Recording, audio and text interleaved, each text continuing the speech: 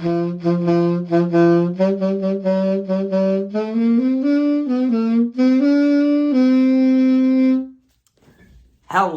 and welcome to the table. I'm your host, Teen Wolf, and today we are going to once again be talking about flesh and blood stuff, along with Magic the Gathering. How do you combine them both in one video? We, in this video, are going to see what the better game is. Is it Magic the Gathering or is it Flesh and Blood? Now, I don't have that many Flesh and Blood videos out on the channel right now, so some of you may be thinking, well, why are you doing this? You haven't been in Flesh and Blood long enough. You probably shouldn't be judging this. I've been playing Flesh and Blood since January, and as of recording this video, it's March, so 2 months. I've got every single set. I'd say I have a decent idea of how Flesh and Blood works, how the game works, what the sets are like, what the cards are like, and the quality of the cards. So, there you go. Now, let's see what is the better game, Magic the Gathering or Flesh and Blood. Now, first off, we're just going to talk about the basic stuff. The complexity, I'd say they're both even to a point. Flesh and Blood, I'd say, is definitely the harder game to learn right off the bat. Like, just learning the basics and whatnot. Like, learning how pitch works and playing actions work. And actions themselves work. Like, the amount of action points you have. And just figuring out all of that basic stuff. It's pretty hard. But once you do, from then on, the game's pretty easy. But I'd say Magic the Gathering is a lot easier to learn the basics, but then you still have to learn a lot more things to get more skilled in certain areas of the game. But then you take into account with Flesh and Blood, you have to do the same thing. So it's pretty hard. I'd say they're even for the most part. If you really want an absolute answer to which game is more complex, I'd say it's Flesh and Blood, because the amount of skill you have to have, the amount of time and effort you have to put into the game in order to get every single little combo, learn every little bit of your deck that you want to play, that you really want to win with. I mean, you gotta know everything inside and out if you want to be able to win any game or win tons of games with your deck. Now, you may be thinking, well, why are you bringing this up? I mean, if you want a good deck in Flesh and Blood, just get tons of legendary equipment and then you automatically win. That is not true. That is definitely not true. In Flesh and Blood, I'm going to talk about a couple different things here that make it better than Magic. First off, Flesh and Blood is not a pay-to-win game. It is easily the cheaper game of Magic the Gathering, or compared to Magic the Gathering. Because with Flesh and Blood, yes, there are legendary equipment that you can use to better tune your deck, but you don't have to have those legendaries. You don't have to have those super expensive Majestics like Art of War or Enlightened Strike. I'm pretty sure that's the name of it. Correct me if I'm wrong. You don't have to have those super duper expensive Majestics and legendaries in your deck, because with enough time and practice, you can win any game of Flesh and Blood with even the cheapest of decks. I mean, I can't remember his name, but I know of a Flesh and Blood player out there who's pretty well known. I forget his name. I'm super sorry about this. If I do figure it out, I'll put it up on screen. But so he plays this Lexia deck, which is one of the worst heroes in Flesh and Blood right now, as far as the community is concerned. And I actually really think that hero's cool, and I'm probably going to build a deck around it. But the story I'm trying to tell is, he wins most games that he plays with that Lexia deck against decks with all these crazy legendary equipment and whatnot. So basically what I'm trying to say here is, you can have the worst deck, but if you know every card in and out, if you've played it enough, if you've tested it enough, you can win so many games. So this is a way more skill-based game than Magic, and it's cheaper to play than Magic. I mean, there are some very expensive cards in the game, yes, but you don't have to have them in your decks, whereas with Magic, you do for a lot of decks. So already, Flesh and Blood is 3-0 against Magic. Now, let's talk about value in cards. Well, first off, I'd say, just right off the bat, first impressions, you'd think Magic the Gathering has way more valuable cards than Flesh and Blood. Which makes sense, because if you look at the older days of Magic, and you look at, like, the Power 9, or cards from the first couple sets, they're pretty freaking expensive. And you may also think, well, Magic's been around a lot longer, so there's obviously going to be way more value in that game than Flesh and Blood. Here's the thing, though. Right now, Magic the Gathering, I'd say, has more, like, valuable cards than Flesh and Blood. But Flesh and Blood, for only being around as long as it's been, 3 years, already having quite a few cards, $1,000+. I'd say, value-wise, the games are about even, because Flesh and Blood right now, if you compare the value cards in Flesh and Blood to the value in cards getting printed in Magic right now, Flesh and Blood crushes it. But if you go back to the early days of Magic, Magic crushes it. So I am not exactly sure how to kind of... I don't really know what to say if Magic and Flesh and Blood have the same amount of valuable cards, or one has more value than the other. I'm just going to call it even. So there you go. So right now, I'm just going to say Flesh and Blood is still 3-0. Now, let's get into card quantity. Magic definitely beats Flesh and Blood in that. If you look at 2022, there were so many products printed. I'm going to take a wild guess. I'm going to guess about 90. Was I close? Pretty sure I was pretty close. So, yeah. Magic has way more cards than Flesh and Blood. But here's the thing. With that many products coming out in 1 year, it is impossible to have better card quality than Flesh and Blood.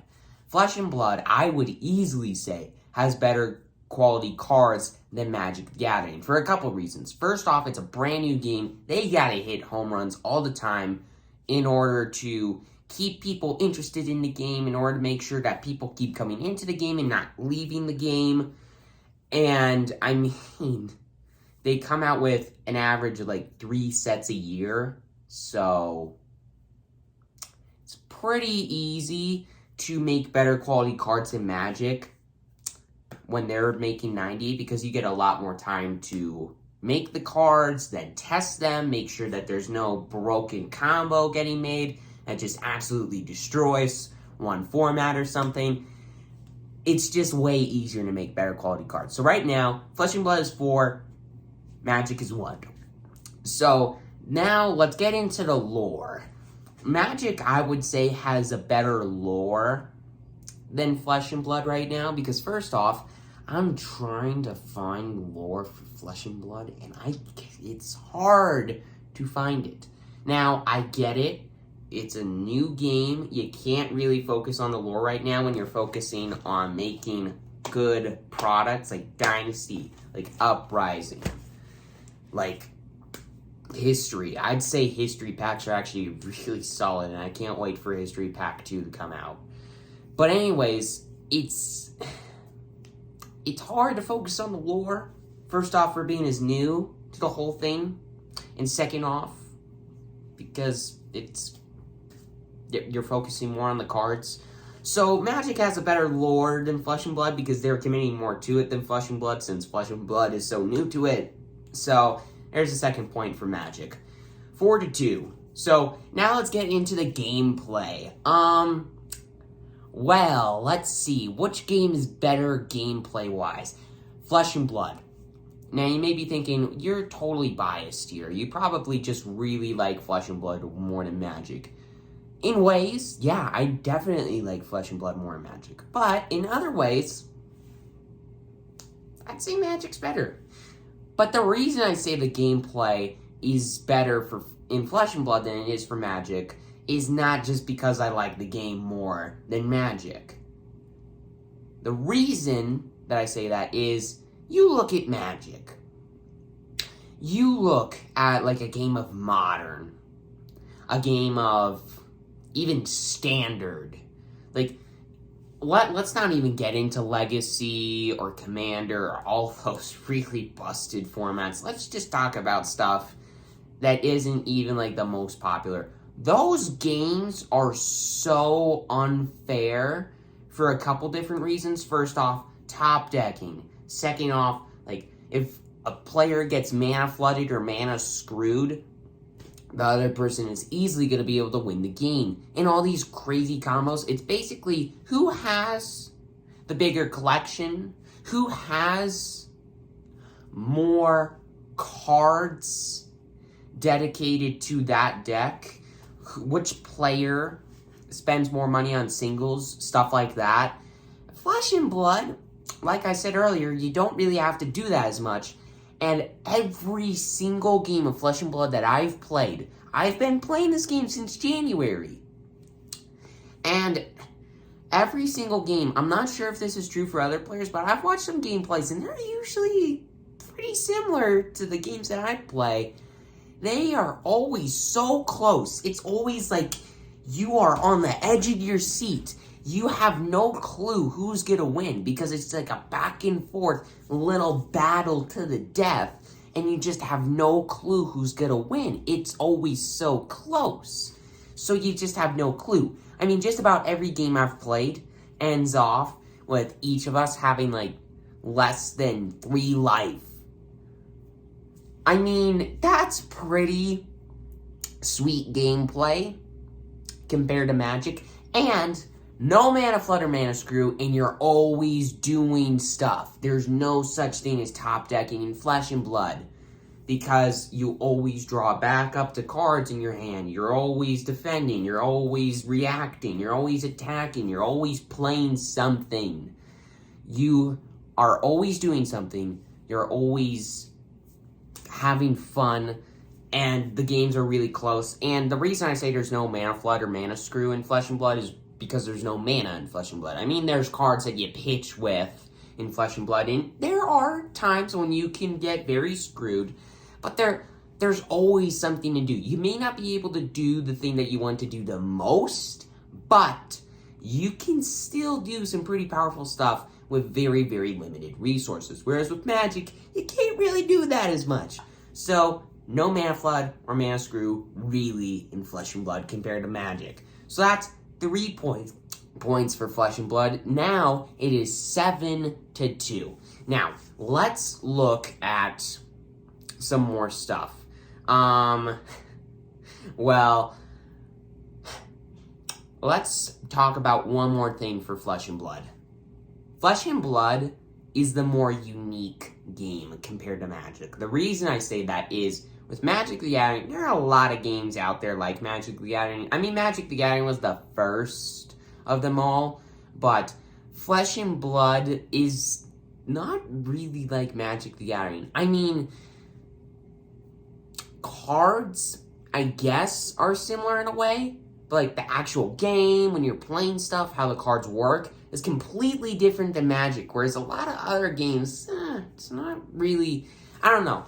With Flesh and Blood, you have equipments, which Magic doesn't have. I mean, you suit up equipment that are just on the side that you can use to get you some kind of effect. You don't have that in Magic. And then you have weapons that you can just always use to attack with. You don't have that in Magic. And you have a hero representing your life total that's just like also debates the amount of cards that you have in your hand. It also gives you this forever like effect. I mean, they have Planeswalkers in Magic the Gathering, but they don't always stay out on the board forever. I mean,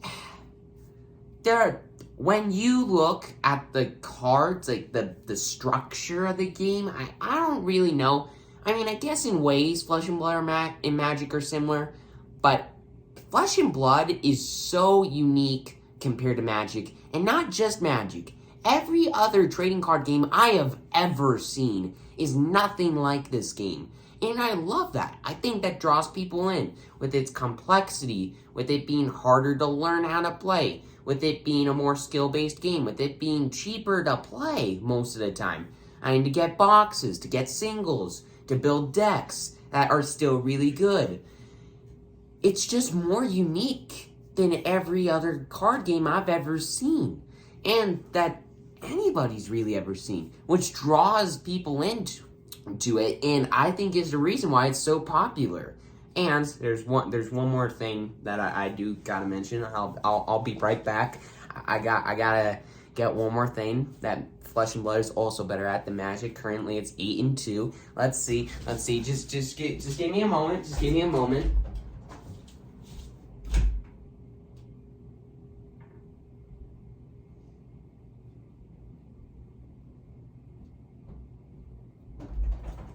All right, when you think about trading card games, you think about art, right?